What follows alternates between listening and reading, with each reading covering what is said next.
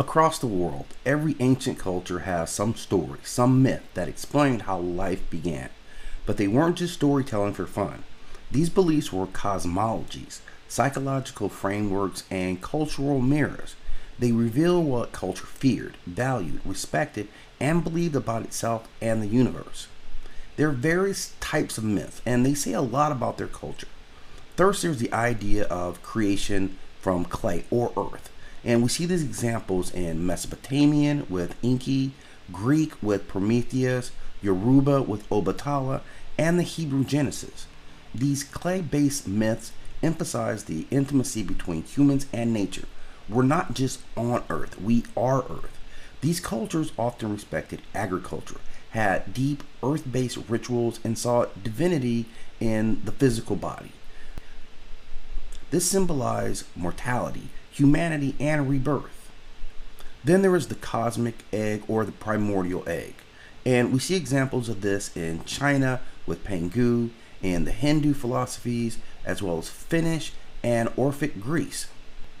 Their cultural values of this belief system are often tied to balance and duality as a sacred component, light or dark, male and female. The egg implies potential, life as an unfolding mystery. The symbolism associated with this implies unity, infinite potential, and the idea of the sacred womb. Then we have creation from water or chaos, which we see in Kemetic beliefs with the Noon, and the Babylonian concept of Tiamat, the Sumerian Abzu beliefs, and other belief systems around the world. Now, the cultural value around this belief system is that water is primordial chaos. It is a raw, formless force. Cultures with these myths often lived near rivers or oceans and saw nature as chaotic, yet the necessary mother. The symbolism in this is tied to life being a struggle, creation as conflict, and civilization ultimately tames that chaos. Then there is the idea of the breath, the word, or the sound being the impetus for life. We see examples of this in Kemetic beliefs, as Ptah speaks things into creation, in Hebrew philosophy, where God speaks and creates the world, Vedic mythology with the sound vibration of Om, and Dogon in their references to the Nomo, who created the world through their vibrations. Now, the cultural values of those who hold these belief systems really emphasize intellect, language, and divine logos or words. Their elite classes were often priests, scribes, and philosophers. The symbolism here is that thought precedes form, language is sacred, and the mind shapes reality. Now we have the concept of sacrifice or body of God, and we see examples of this in Norse mythology with Ymir, and Aztec culture with Quetzalcoatl, Hindu beliefs with Purusha. The cultural values associated with this often had rigid hierarchies and a deep connection between ritual, violence, and cosmic order.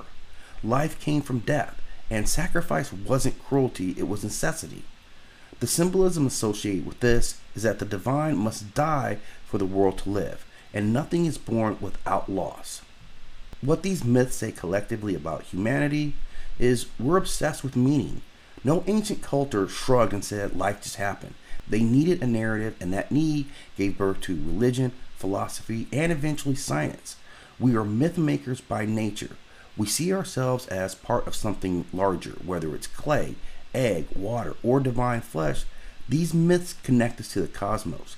Humanity didn't just see itself as separate from the divine or natural, we are merely extensions of it. We fear and respect chaos. Many of these myths start in chaos or darkness.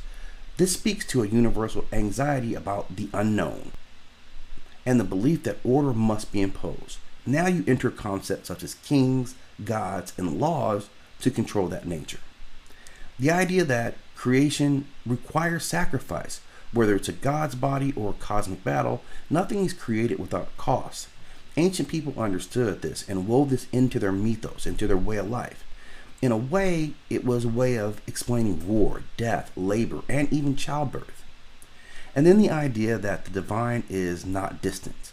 Most ancient origin stories don't describe a remote god, but rather beings with emotions, flaws, and even physical bodies. Life wasn't a sterile experiment, it was a cosmic soap opera. Creation is messy, passionate, and deeply personal. Now, the sum of all these origins, if we put this all together, what do we see?